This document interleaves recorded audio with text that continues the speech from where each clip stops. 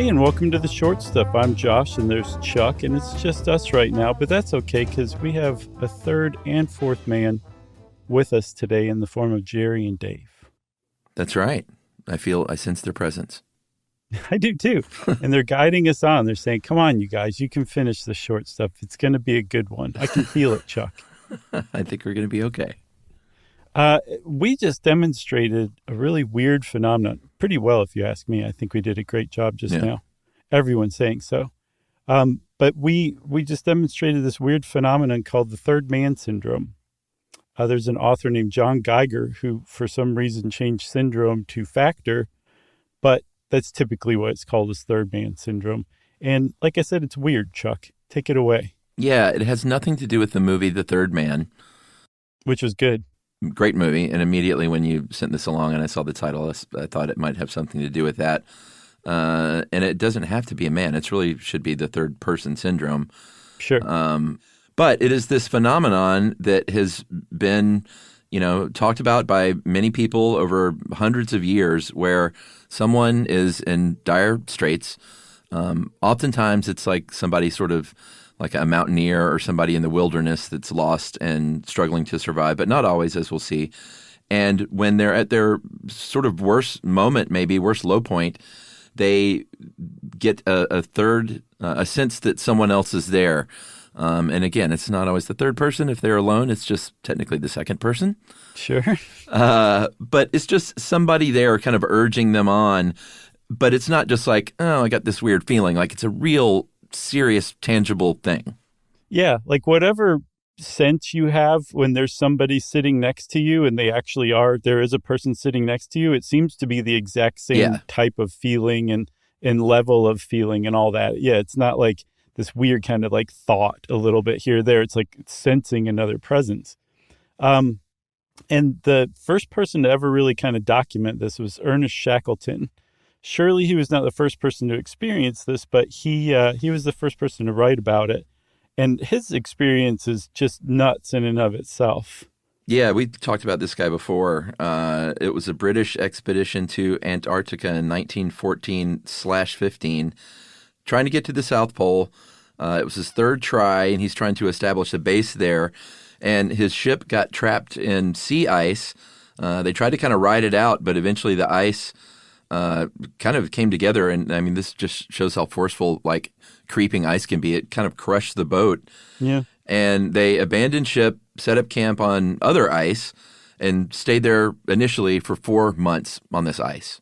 Yeah, waiting for the ice to break up enough to try to make an attempt by whaling boat over to Elephant Island, which is the closest island.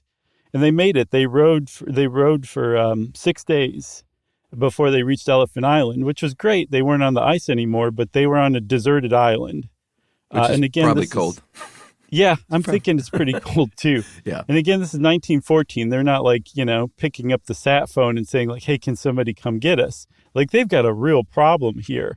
So they're stranded on this deserted island, and the closest place where there's other people where they actually can get in touch and say, hey, somebody come get us, is a whaling station on South Georgia Island. And that's 800 miles away. So Ernest Shackleton says, got to keep going. Whittles down to a few men, I think 5 or 6 other people. And they actually rode 800 miles from Antarctica to South Georgia Island. Yeah, so they get there 16 days later. It turns out they landed on the wrong side of the island because the winds blew them off course. And so this guy was undaunted still. He took 2 guys. I think you see where this is headed, even though the math is still wrong. Yeah. And they made the rest of the way on foot. It's about 18 miles or 30 kilometers. And through some pretty treacherous conditions, took about 36 hours. They finally get there, and everyone ends up being rescued. Like, that's the good news. But this is that last push is when Shackleton feels the presence of this additional person urging them on. Yeah, because this is like they've reached the limit of their endurance and they're still going on. And so Shackleton sensed it, but he never said anything about it until he wrote his book, South. It was published in 1919. But he did say something to the other 2 people who were with him. One was Captain Worsley, And Worsley said, yeah, I had the same feeling, actually. And so did Crean, the other guy on this expedition. They all sensed another person, in this case, a fourth person, with them, kind of basically comforting them to some degree. So that seemed in and of itself pretty cool. And I guess the word of this got out because T.S. Eliot, he's frequently cited as the person who coined the term third man syndrome. As far as I can tell, no one knows who actually took this T.S. Eliot poem and turned it into third man syndrome. But it did come indisputably from this T.S. Eliot poem from 1922. Yeah, so, The Wasteland was the poem, and he was wrong on the math. He should have called it The Fourth Man, but this is kind of the funniest part. T.S. Eliot said that he couldn't remember who inspired this, like which expedition it was when asked, why the number of people was 4 and not 3, or 3 and not 4, rather. Exactly. And I'm feeling a little poetic today. Chuck, do you mind if I read this little excerpt? Sure. This is from T.S. Eliot's The Wasteland. 3 words. Who is the third who walks always beside you? When I count, there are only you and I together. But when I look ahead up the white road, there is always another one walking beside you, gliding wrapped in a brown mantle, hooded. I do not know whether a man or a woman, but who is that on the other side of you? Answer me. Whew. Thank you. I say we take a break and let everybody in stunned silence absorb all that. All right, we'll be right back.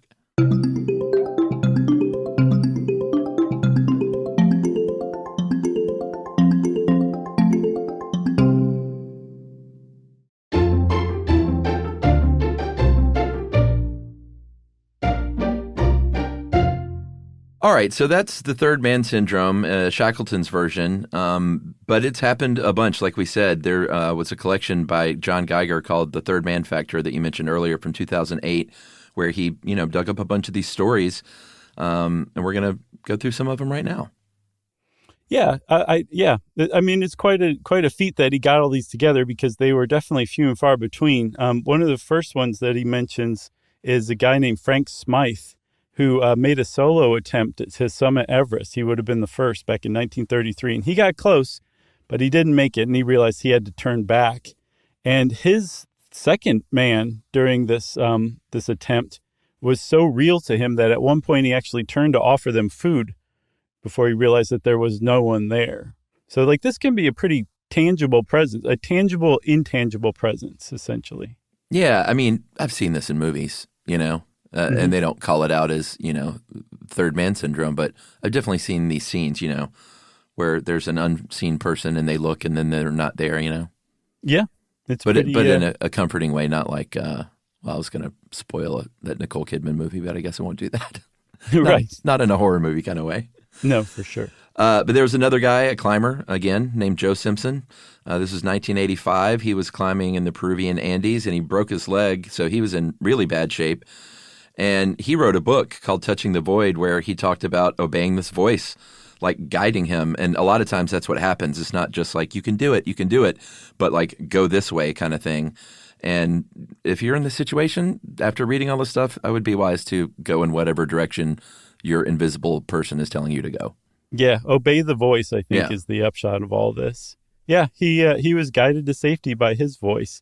And enough of these are mountaineers that I started to think, maybe the cold has something to do with this, but this has also happened to other people who are not in the cold, who are in totally different situations.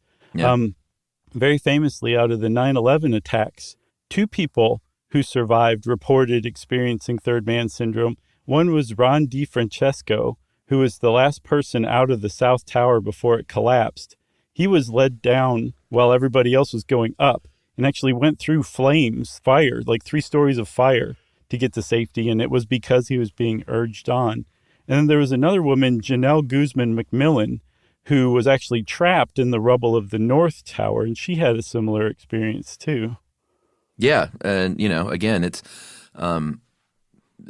it feels like it might be like in the movie, like a family member or something, and sometimes it seems like that can happen. Like I know, wasn't there one of these where, it was a geologist who was on a cave dive and lost her guideline with 20 minutes left. in her air tank, and she felt her husband Rob, who had died. So her dead husband had died in a diving accident a few weeks prior.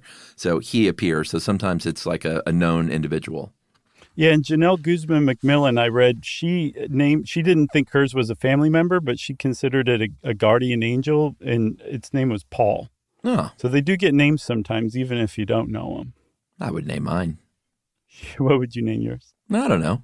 It depends. I think it would hit me in the moment, but it seems like the respectful thing to do and not just say, hey, you, thanks for all that. Right.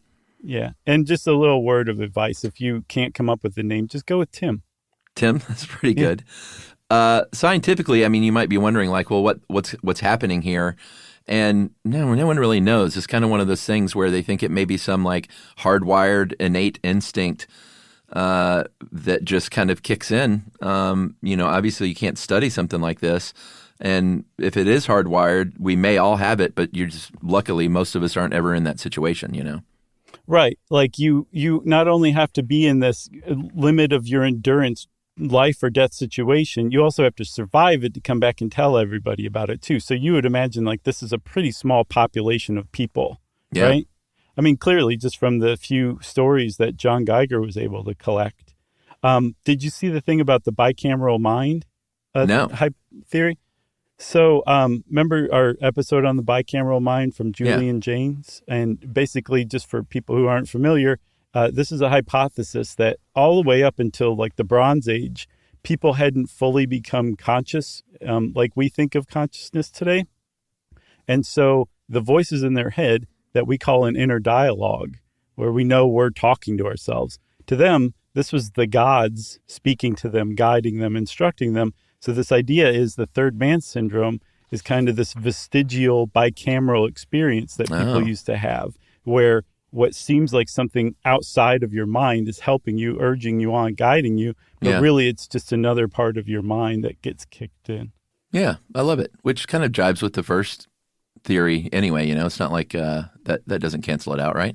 No, there's no canceling going on here. Yeah, good. You got anything else? Nothing else. Hopefully this instinct is within all of us, because I wouldn't mind a pal urging me on in the end. For sure, yes, but hopefully no one listening ever has to experience it, because it sounds like it's pretty rough to get there. Agreed. Short Stuff is out. Stuff You Should Know is a production of iHeartRadio.